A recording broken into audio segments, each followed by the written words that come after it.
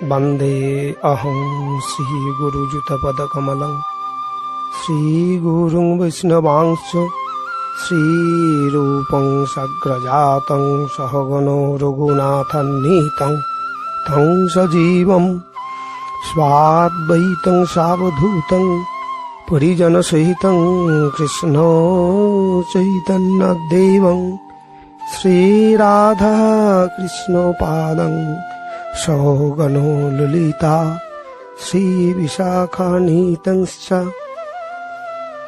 नारायणं नमस्कृत्य नरं चैव नरोत्तमं देवीं सरस्वतीं व्यासं ततो जयमुदीरयेत् तुलसीकाननं यत्र पद्मवनानि च पुराणपठनं यत्र तत्र सन्निहितो हरि तत्रैव गंगा जमुना च सिन्धु गोदावरी तत्र सरस्वती च सर्वाणि तीर्थानि वसन्ति तत्र যত্রাচ্যুতোদ্ধারো কথা প্রসঙ্গম।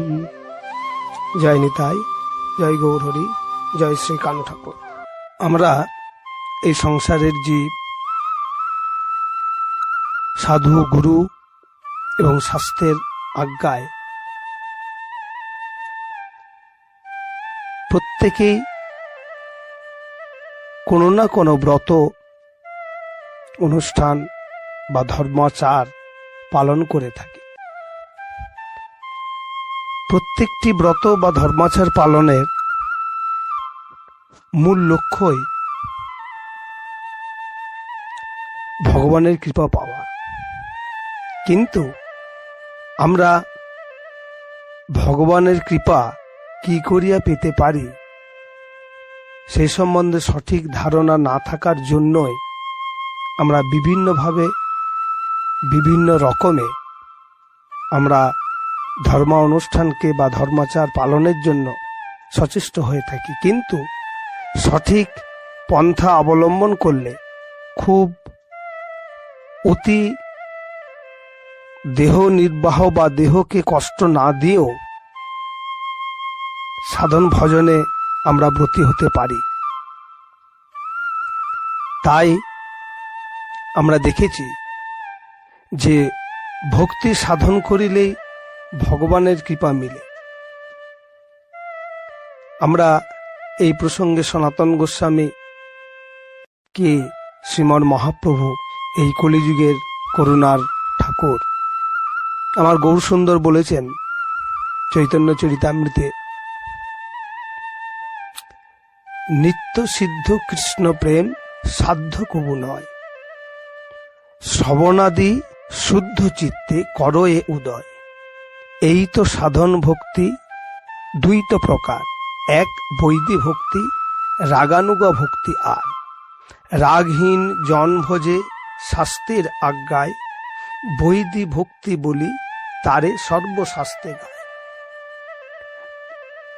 অর্থাৎ নিত্যসিদ্ধ কৃষ্ণপ্রেম সাধ্য কবু নয়, অর্থাৎ ইহা সাধনে পাওয়া যায় না।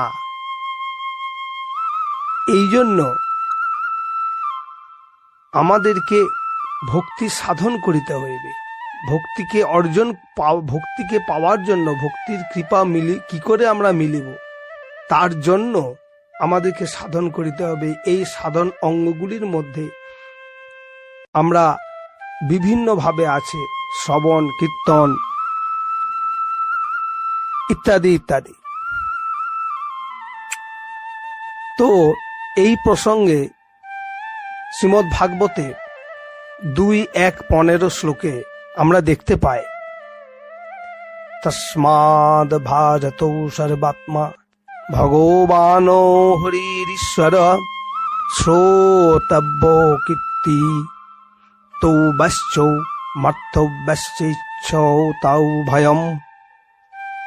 শ্রী সুখদেব বলিলেন পরীক্ষিত মহারাজকে, হে ভারত বংশ পরীক্ষিত, গৃহাসক্ত ব্যক্তিগণ বিত্ত পুত্র কলত্রাদিতে আসক্ত হইয়া নিজেদের মায়া বন্ধন দৃঢ়তর করিয়া তুলিতেছে।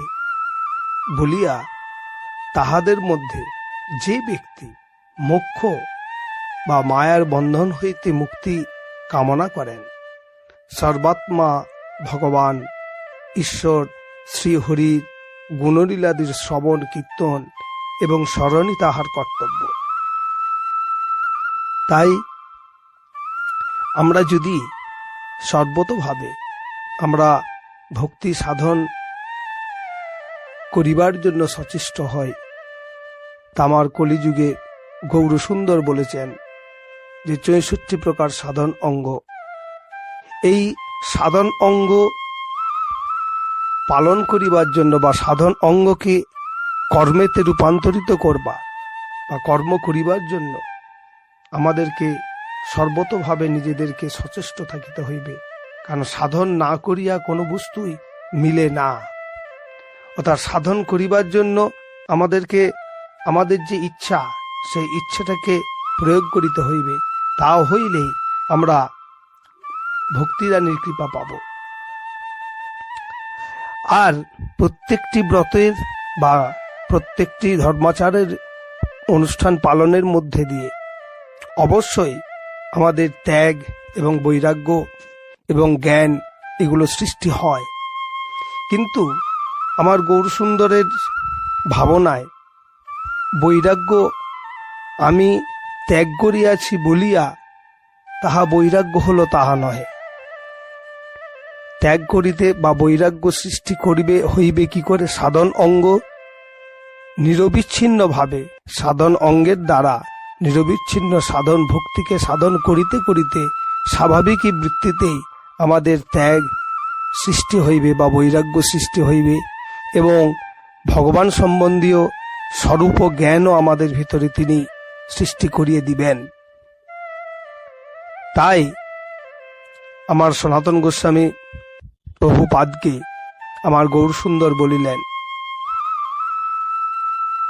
যে তুমি বৃন্দাবনে যাও, বৃন্দাবনে যেয়ে কৃষ্ণ সেবা করো আর বৈষ্ণব আচার করো। আচার অর্থাৎ আমাদের ভিতরের শুদ্ধিকরণ করো আর ভক্তি স্মৃতি শাস্ত্র রচনা করে তাহা প্রচার করো। চৈতন্য চরিতামৃতে বলেছেন, বৃন্দাবনে কৃষ্ণ সেবা বৈষ্ণব আচার, ভক্তি স্মৃতি শাস্ত্র করি করিহ প্রচার, যুক্ত বৈরাগ্য স্থিতি সব শিখাইল, শুষ্ক বৈরাগ্য জ্ঞান সব নিষে দিল। অর্থাৎ যুক্ত বৈরাগ্য আর শুষ্ক বৈরাগ্য, আমরা এই যুক্ত বৈরাগ্য এবং শুষ্ক বৈরাগ্য সম্বন্ধে একটু স্বাভাবিকই জ্ঞান অর্জন না করিলে আমরা কিন্তু সেই জায়গায় পৌঁছতে পারিব না। যেই জায়গাতে পৌঁছাবার জন্য আমরা বিভিন্ন ব্রত অনুষ্ঠান বা ধর্মাচার পালন করিতেছি। যুক্ত বৈরাগ্য কাকে বলি? ভক্তির উপযোগী হইল যুক্ত বৈরাগ্য। যুক্ত অর্থাৎ বিযুক্ত না থাকা, বৈরাগ্য অর্থাৎ আসক্তি শূন্যতা। যাহার অন্তরে কৃষ্ণ নিষ্ঠা আছে কিন্তু বাহিরে যিনি বিষয় কর্মাদি দেহ নির্বাহ পরিচালনার জন্য ভোগ করিতেছে, অথচ ওই বিষয় কর্মেতে যাহার কোন রূপ আসক্তি নাই, কেবল কৃষ্ণ সেবার আনুকূল্যার্থেই বিষয় কর্ম করিতেছেন, তাহাই হচ্ছে সেই বৈরাগ্যকে বলা হয় যুক্ত বৈরাগ্য। অর্থাৎ আসক্তি শূন্য। এই সংসারের প্রত্যেকটি বস্তুই কোনো না কোনো জীবের কোনো না কোনো প্রয়োজনে ব্যবহার হয়, কিন্তু সেই প্রয়োজনটার মধ্যে আসক্তি যুক্ত থাকাটাই এখানে বারণ করেছেন আমার গৌরসুন্দর, যে আসক্তি না থেকে সেই বিষয়কে কৃষ্ণ প্রীতির উদ্দেশ্যে ব্যবহার করাকে বলা হয়েছে যুক্ত বৈরাগ্য। আর ফল্গু বৈরাগ্য বা শুষ্ক বৈরাগ্য, আমরা যে বিষয়টাকে ভিতরে আমরা আস্বাদন করিতে চাই, বাহিরে কৃষ্ণ ভজনার রূপ দেখাতে চাই, তাহাই শুষ্ক বৈরাগ্য। শুষ্ক বৈরাগ্য, শুষ্ক মানে রস নেই যে বস্তুতে।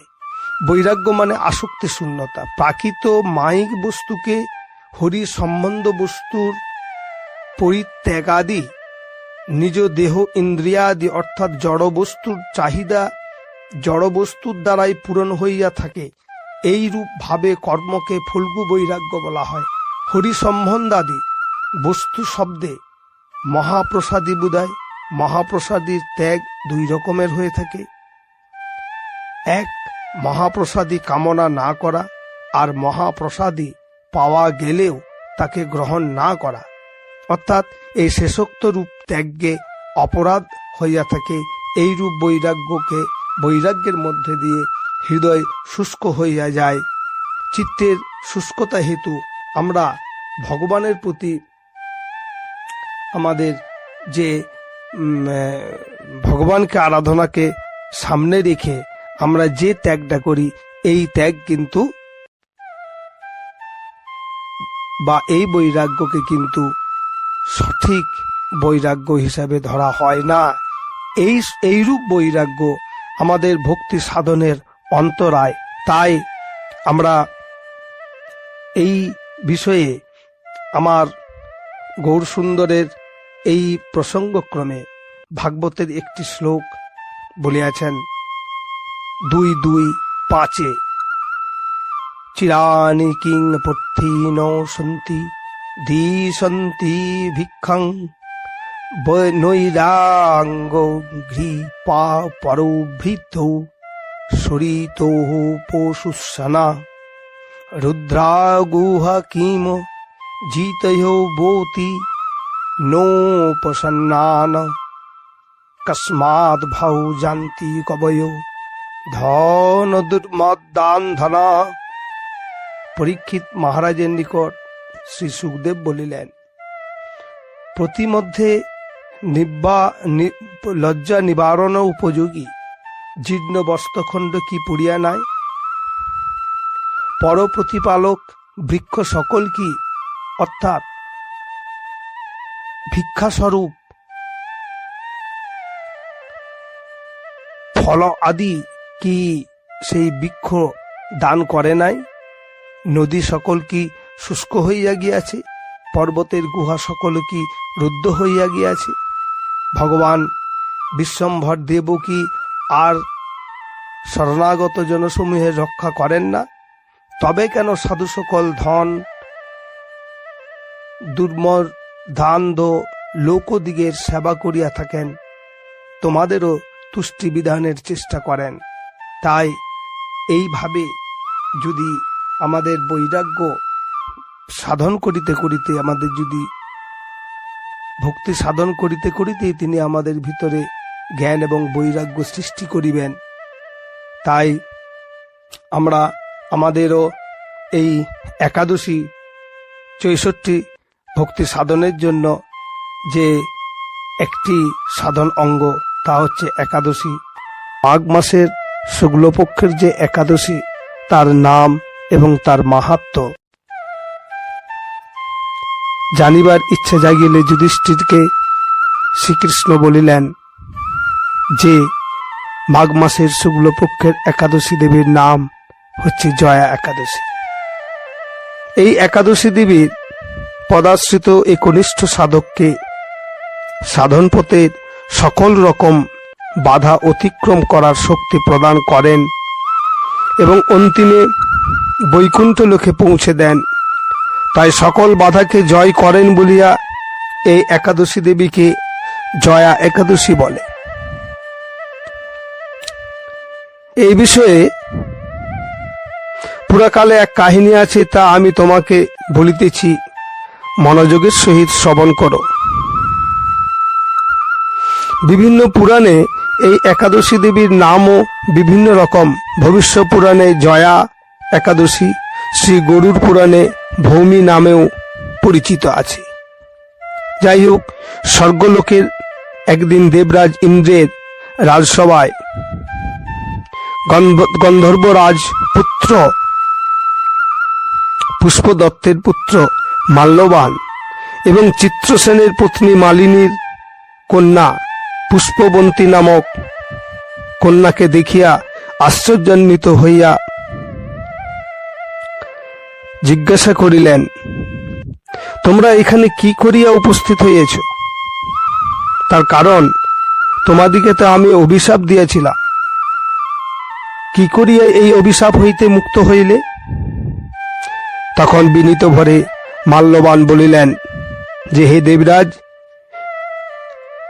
আমাদের প্রণাম গ্রহণ করুন, আর আপনার আদেশ অনুসারে পূর্বের সকল গন্ধর্বগণ যখন নিত্যযুক্ত ছিলাম, তখন আমি উপস্থিত পুষ্পবন্তী গন্ধর্ব কন্যার প্রতি মন ও দেহ ইন্দ্রিয়, চক্ষু আদি যে ইন্দ্রিয়গণ একে অপরে আকর্ষিত হইয়াছিল, এবং আপনি যখন উপস্থিত সকলকে নৃত্য করিবার আদেশ করিলেন, সকলে নৃত্যরত অবস্থায় বিভোর ছিলাম, কিন্তু আমি ও পুষ্পবন্তীর নৃত্যের মধ্যে তাল ছন্দ মিল ছিল না।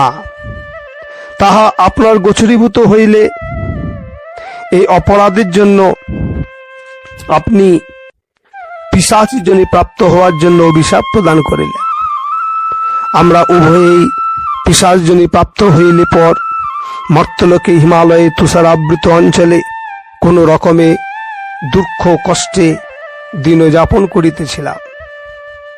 হিমালয়ের পার্বত্যভূমির প্রবল শীতেতে কষ্ট যন্ত্রণাতে কাতর হয়ে পিশাচিকে বলিল যে, সামান্য মাত্র পাপ করিনি, অথচ নরক যন্ত্রণার মতন পিশাচত্ব প্রাপ্ত হয়েছি। অতএব এখন থেকে আর কোনো পাপ কর্ম করিব না। এইভাবে চিন্তা করিতে করিতে সেই পর্বতে মৃতপ্রায় বাস করিতে লাগিলেন। এইভাবে দিন কাটিতে কাটিতে মাঘ মাসের শুক্লপক্ষিয়া জয়া একাদশীর তিথি উপস্থিত হল। জয়া একাদশীর দিন উভয়ে একটি অসত্য বৃক্ষতলে নিরাহারে নির্জলা অবস্থায় দিবানিশি যাপন করিলাম। আর এই ব্রতের প্রভাবে ভগবান বিষ্ণুর কৃপা প্রাপ্ত হইলে উভয়েই পিশাচত্ব থেকে মুক্ত হয়ে পূর্ব প্রাপ্ত অর্থাৎ আগের সেই অবস্থায় আমরা গন্ধর্ব কন্যা এবং গন্ধর্ব পুত্রের রূপ ধারণ করিলাম, এবং আমরা এই জয়া একাদশীর ফলপ্রভাবে আবার স্বর্গে ফিরে আসতে পারিয়াছি। তাই প্রভু আমাদেরকে এখানে দেখিতে পাইলেন আপনি। ইহাতে দেবরাজ ইন্দ্র অত্যন্ত আশ্চর্যান্বিত হইলেন এবং বলিলেন যে, হে মাল্যবান, তোমরা এখন থেকে অমৃত পান করো, এবং একাদশী ব্রত যারা আসক্ত এবং যারা কৃষ্ণ ভক্তিপরায়ণ তারা আমাদেরও পূজ্য বলে জানবে। এই দেবলোকে তুমি পুষ্পবন্তীর সাথে সুখে বাস করো। ইহা বলিবার পর শ্রীকৃষ্ণ রাজা যুধিষ্ঠিরকে বলিলেন, হে মহারাজা, জয়া একাদশী ব্রত ব্রহ্মহত্যাকারী জনিত যে পাপ তাকেও বিনাশ করে। সকল তীর্থ ও যজ্ঞের পুণ্য ফল এই ব্রত প্রভাবে জীব পেয়ে থাকে। এই একাদশী ব্রত কথা পাঠ এবং এর মাহাত্ম্য কথা শ্রবণেও অগ্নিষ্টম যজ্ঞের ফল জীব প্রাপ্ত হয়। তাই আমরা এই একাদশী ব্রত, যাহা আমার গৌর সুন্দর ৬৬ সাধন অঙ্গের এক সাধন অঙ্গ বলিয়া আদেশ করেছেন এই কলির জীবকে পালনের জন্য, আমরা তাই সকলে মিলে একত্রিত হয়ে আমরা সেই ভগবানের নাম গানের সঙ্গে এই হরিবাসরকে ভগবানের নাম গানের মধ্যে দিয়ে অতিবাহিত করিব। হরে কৃষ্ণ কৃষ্ণ কৃষ্ণ হরে হরে, হরে রাম রাম রাম হরে হরে, হরে কৃষ্ণ কৃষ্ণ কৃষ্ণ হরে হরে হরে রাম রাম রাম হরে হরে।